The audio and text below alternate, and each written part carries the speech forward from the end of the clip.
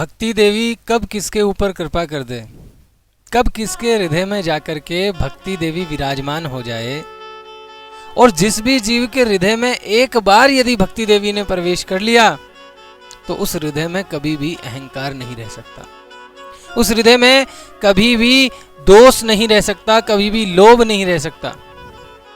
क्योंकि भक्ति देवी जहां रहेगी वहां पर पुरुष रूपी अहंकार का कोई काम नहीं है। और जिस हृदय में यदि पुरुष रूपी अहंकार आ गया तो वहां से भक्ति देवी चली जाती है। मेरे गुरुदेव बोलते हैं कि अहंकार जो है वो पुरुष रूपी है और भक्ति देवी जो है वो स्त्री स्वरूपा है। तो जहां पर पुरुष रहेगा वहां पर भक्ति देवी कदापि प्रवेश नहीं करेगी, उस हृदय में भक्ति देवी कभी प्रवेश नहीं करेगी। और जहां पर अहंकार नहीं रहेगा, जिस हृदय में जिस जीव के अंदर अहंकार नहीं है, उस जीव को बहुत जल्दी जो है भक्ति देवी की कृपा मिल जाती है। ऐसा ही हुआ था दादर रहमान के साथ, जिसका जन्म भले ही मुसलमान परिवार में हुआ था, किंतु राधा कृष्ण की छवि को देख करके राधा कृष्ण से इतना प्रेम हो गया, इतना प्रेम हो गया कि एक दिन अपने घर को छोड़ करके दादर रहमान जो है वो अपने माता पिता को छोड़ करके भगवान की सेवा में पूर्ण तरीके से अपने आप को समर्पित कर दिया। ये कहानी कोई ज्यादा पुरानी नहीं है, आज से कुछ ही साल पहले की बात है कि दादर रहमान नाम का एक 16 साल का बच्चा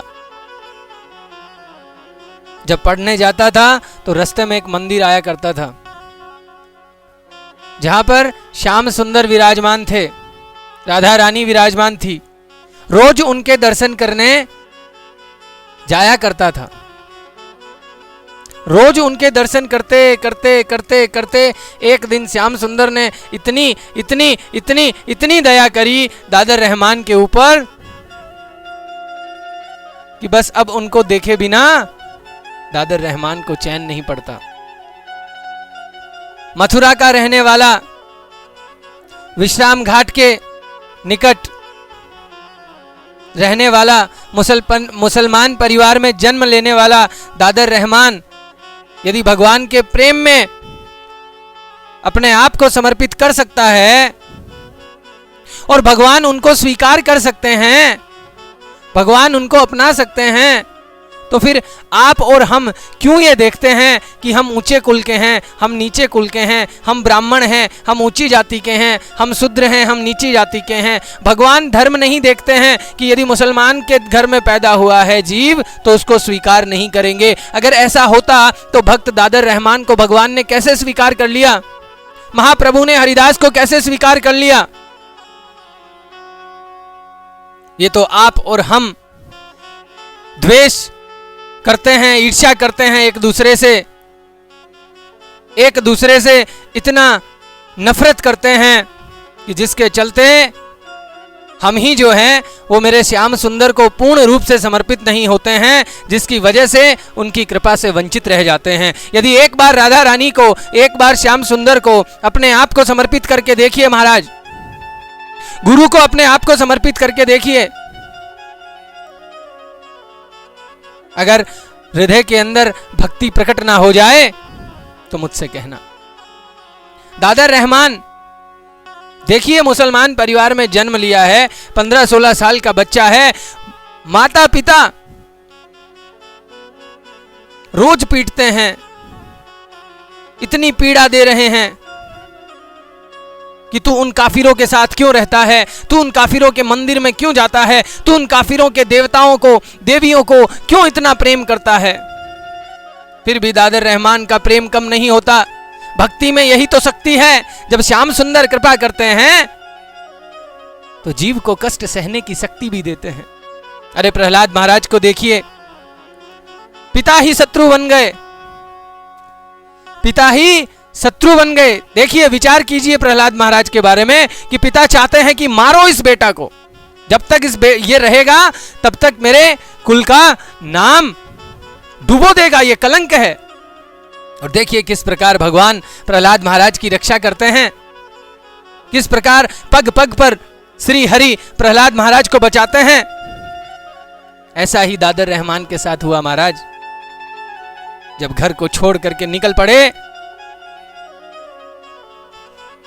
तो स्वयं भगवान की शक्ति ने, स्वयं श्री हरि ने दादर रहमान की रक्षा की और दादर रहमान को वो प्रेम प्रदान किया जिसके लिए बड़े बड़े मुनि तपस्वी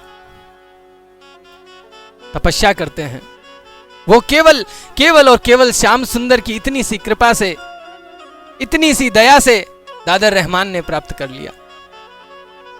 16 साल का एक बच्चा अपनी मां से पूछता है, मां हम हिंदुओं को काफिर क्यों कहते हैं? हम हिंदुओं को काफिर क्यों कहते हैं? माता को गुस्सा आता है कि इस सवाल का जवाब तो तुम्हारे अब्बू देंगे। जब तुम्हारे पिताजी घर पर आएंगे तो वो तुम्हें इस सवाल का जवाब देंगे। क्योंकि जब जीव के हृदय में भक्ति आ जाती है तो दया भी साथ साथ आती है, द्वेष मिट जाता है, प्राणी मात्र से प्रेम हो जाता है, ना ऊंचा ना नीचा, ये ऊंचे कुल का है, ये दूसरे धर्म का है, ये इस धर्म का है। धीरे धीरे स्वतः ही प्रेम सब में श्री हरि का दर्शन होने लगता है। गुरुदेव कहते हैं कि जब तक इस संसार के अंदर किसी भी जीव से लेश मात्र भी द्वेष है तब तक वो प्रेम प्राप्त करना भूल जाइए। सद्गुरुदेव भगवान बोलते हैं कि यदि इतना सा भी लेश मात्र भी द्वेष यदि किसी के प्रति भी है, चाहे वो जड़ है या चेतन है, तो वो प्रेम प्राप्त करना भूल जाइए, उस प्रेम को भूल जाइए, वो प्रेम नहीं मिलेगा। दादर रहमान जब सवाल करता है, प्रश्न करता है अपनी मां से कि मां हम काफिरों को, हिंदुओं को काफिर क्यों कहते हैं? हिंदुओं को काफिर क्यों कहते हैं? तो मैया को गुस्सा आता है, चुप नालायक दुष्ट कहीं का, इतना भी नहीं जानता? इस सवाल का जवाब तो तुम्हें तुम्हारे अब्बू आएंगे घर पे तो वो देंगे। जैसे ही पिताजी घर पे आते हैं, माताजी कहती है, देखिए आजकल काफिरों की संगत में रहता है, कैसे कैसे सवाल करने लग गया है, कैसे कैसे जवाब दूं इसका मैं? पिताजी ने पूछा, क्या सवाल किया है? बोले पूछता है कि हम हिंदुओं को काफिर क्यों कहते हैं। इतना सुनते ही पिताजी ने छड़ी उठाई और दादर रहमान की पीठ पे 4-5 छड़ी से प्रहार किया कि नालायक दुष्ट, तुम इतना नहीं जानते, एक मुसलमान होकर तुम इतना नहीं जानते कि हम हिंदुओं को काफिर क्यों कहते हैं? तुम्हें इतना नहीं पता कि हमारी कुरान में लिखा हुआ है? इस बात को नहीं जानता कि मुसलमान का बच्चा होकर के तू इतना भी नहीं जानता? खुदा ताला का तुझे खौफ नहीं लगता? तू काफिरों की सोबत में पड़ गया है, तो उनसे अनाप शनाप सीख रहा है। न जाने तो उनसे ये बातें सीख सीख करके यहां पे आता है, आज मैं तुम्हें ठीक करूंगा। छड़ी उठा करके इतना जोर जोर से उनको पीटने लगे और कहने लगे, हमारे पाक इस्लाम मजहब पर ईमान नहीं लाते और बुतों को पूजते हैं, इसलिए हम उनको काफिर कहते हैं। क्या तुम ये नहीं जानते? लेकिन दादर रहमान तो खो चुके हैं श्याम सुंदर की लीलाओं में। श्याम सुंदर का दर्शन करके दादर रहमान तो बस अपनी सुध-बुध खो बैठे हैं। एक 16 साल का बच्चा, सोचिए, विचार कीजिए कि किस प्रकार मदन मोहन ने, श्याम सुंदर ने उनके चित्त को चुराया है। इसीलिए तो भगवान को चित्त चोर भी कहते हैं, चित्त चुरा लेते हैं। कब किस पे कृपा कर दें, कुछ कहना बड़ा मुश्किल है, कह नहीं पाएंगे। क्योंकि भक्ति जो है वो भगवान की स्वरूप शक्ति की वृत्ति है, भगवान की ही तरह परम स्वतंत्र और निरपेक्ष है। कब किसके ऊपर किस रूप में भक्ति महारानी की कृपा हो जाए, कौन कह सकता है, कौन बता सकता है? कब जीव के जन्म जन्म के, पुनर्जन्म के, कौन से जन्म का कौन सा सुकृति, कौन सा संस्कार कब जागृत हो जाए, यह कहना बड़ा मुश्किल है। तो दादर रहमान के साथ भी यही हुआ। एक बार दादर रहमान आ रहे हैं पढ़ाई करके अपने चाचा के लड़के के साथ, कासिम के साथ। तो बीच में जब जैसे ही पता चलता है कि आगे श्याम सुंदर का मंदिर आने वाला है, तो दादर रहमान कासिम से कहते हैं कि अभी तुम घर जाओ, मैं थोड़ा ठहर के आऊँगा। तो कासिम कहता है मुझे पता है तुम उन हिंदुओं के मंदिर में जाना चाहते हो, इसलिए तुम लेट आओगे, इसलिए तुम आना नहीं चाहते हो, लेकिन आज मैं तुम्हें उन हिंदुओं के मंदिर में जाने नहीं दूंगा, आज मैं तुम्हें वहां पर नहीं जाने दूंगा, क्यों तुम वहां जाते हो? इतना सुन करके दादर रहमान कहते हैं अरे कासिम भैया, तुम नहीं जानते वहां पर कन्हैया और कन्हैया की दुल्हनिया इतने सुंदर हैं कि उनको एक बार यदि कोई देख ले, एक बार यदि उनसे कोई नैन मिला ले, एक बार यदि उनके चरणों का कोई दर्शन कर ले, तो फिर यह संसार उनको नहीं भाता है, यह संसार उनको अच्छा नहीं लगता है, इस संसार से उसको प्रेम नहीं होता है। केवल और केवल कन्हैया और कन्हैया की दुल्हनिया से ही जीव को प्रेम हो जाता है, जीव डूब जाता है। यही दादर रहमान के साथ हुआ और दादर रहमान अपने भाई कासिम को समझा रहे हैं, अपने भाई कासिम को बता रहे हैं कि तू भी चल, तू मुझे रोक रहा है, अरे तू भी चल एक बार देख। लेकिन कासिम एक नहीं सुनता है, कासिम नहीं मानता और कहता है आज मैं चाचा जान को घर पे जाके तुम्हारी सारी कहानी बताऊंगा, सब कुछ चाचा जान को समझाऊंगा। तो जैसे ही कासिम जो है वो घर पे पहुंचता है, घर पे पहुंचते ही सबसे पहले यही खबर देता है अपने चाचा जान को कि हमारा दादर रहमान जो है वो काफिर बन गया है, काफिरों के मंदिर में जाता है, उनके देवी देवताओं को सजदा करता है, उनके दर्शन करने जाता है। इतना सुनते ही दादर रहमान के पिताजी आग बबूला हो गए, इतना क्रोध, इतने गुस्से में आ गए कि अगर दादर रहमान उनके समक्ष होता तो शायद आज दादर रहमान के पिताजी दादर रहमान के प्राण ले लेते।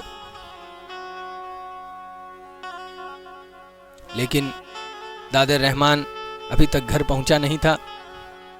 कुछ समय बाद दादर रहमान जब घर पहुंचता है तो दादर रहमान की फिर से धुनाई होती है, फिर से उनको पीटा जाता है, फिर से उनको प्रताड़ित किया जाता है और मस्जिद में मौलवी के पास ले जाया जाता है। तो मौलवी कहते हैं कि ये उन काफिरों की संगत का असर है, उन काफिरों के संग में रहने का ये असर हुआ है, इसके ऊपर नजर रखो और उन काफिरों से इसको दूर कर दो। लेकिन सच्चाई तो यह है कि ना तो कोई काफिर दादर रहमान को भड़काता था, ना किसी काफिर से दादर रहमान सलाह लेता था और ना ही किसी काफिर के साथ में दादर रहमान की कोई मित्रता थी। अरे दादर रहमान के ऊपर तो काफिरों के खुदा ने ऐसी कृपा की थी कि अब दादर रहमान को केवल और केवल काफिरों के खुदा ही चाहिए और कुछ ना चाहिए, केवल श्याम सुंदर ही चाहिए, केवल मदन मोहन ही चाहिए, केवल जुगल सरकार ही चाहिए, और कुछ दादर रहमान को भाता नहीं। 16 साल का बच्चा कर भी क्या सकता है, मार खाता है, पिता से डांट खाता है, माता से डांट खाता है, किंतु श्याम सुंदर को नहीं भूलता है, श्याम सुंदर को नहीं भूलता है। एक दिन पिताजी दादर रहमान के अब्बू जान चिंता में आ गए और एक ओझा के पास गए, जो झाड़ फूंक देने वाले होते हैं ना, क्योंकि मौलवी ने पहले बता दिया कि भैया इनके अंदर तो जो है वो हिंदुओं के देवता घुस गए हैं। तो अब झाड़ फूंक वाले के पास गए, पता चला कि कल सुबह झाड़ फूंक वाले आएंगे। उसी रात दादर रहमान जो है वो घर को परित्याग करके, घर को छोड़ करके जो है वो दादर रहमान चले जाते हैं। ऐसे ऐसे भक्त, और कह के जाते हैं अपनी अम्मी से कि मैं पूरी तरीके से काफिर बन गया हूं, मेरी चिंता छोड़ दो, मैं हाथ से निकल गया हूं। फिर क्या, माता पिता हैं, इकलौती संतान है, ढूंढने का प्रयास करते हैं। मन में पश्चाताप भी होता है कि अगर मैं अपने पुत्र को ना पीटता, मैं उसे प्रेम से समझाता, तो शायद आज मेरा पुत्र मेरे समीप होता, मेरे पास होता, मेरा दादर रहमान मेरे से दूर नहीं होता। लेकिन सच्चाई तो ये है महाराज कि एक बार चित्तचोर ने यदि किसी का चित्त चुरा लिया तो फिर केवल और केवल चित्तचोर ही चाहिए। ये संसार से क्या काम, इस संसार में रह करके भी वो संसार से विरक्त हो जाता है। संसार में रहते हुए भी वो संसार का नहीं रहता। यही दादा रहमान के साथ हुआ। इसलिए कहा जाता है कि भक्ति देवी जिस भी जीव के हृदय में आएगी तो वो उतने आनंदित हो जाते हैं कि उनको ये बाहर के जो भी कष्ट हैं, जो देखने में हमें लग सकता है कि ये जीव कितना परेशान है, लेकिन वास्तव में वो अंदर से बहुत ज्यादा आनंदित है। एक बार यदि भगवान से प्रेम हो जाता है तो हो सकता है कि ये भौतिक संसार में जो भौतिक वस्तुएं हैं वो उसके पास में थोड़ी कम होंगी। हो सकता है आप बड़ी गाड़ी से चलते हैं, वो पैदल चलता होगा, लेकिन महाराज जो आनंद श्याम सुंदर की सेवा करने में जीव महसूस करता है, वो तो त्रिलोक की संपत्ति अगर उसको मिल जाए तो उसमें भी वो आनंदित नहीं होगा। तीनों लोकों की संपत्ति यदि उसको दे दी जाए और श्याम सुंदर की सेवा एक तरफ, तीनों लोकों की संपत्ति एक तरफ, तो भी वास्तव में अगर चित्तचोर ने उसके चित्त को चुरा लिया है तो वो तीनों लोकों की संपत्ति को भी लात मार देगा। नहीं चाहिए उसको, तो केवल चित्तचोर चाहिए। हो सकता है कि करोड़ों का गद्दा हो आपके पास में, लेकिन जिसके चित्त को चित्तचोर ने चुरा लिया है वो जमीन पे सो करके भी महाराज बहुत आनंदित होता है। और जिनके पास में करोड़ों के गद्दे होते हैं, जिनके पास में लाखों के गद्दे होते हैं, उनके पास में नींद नहीं होती है।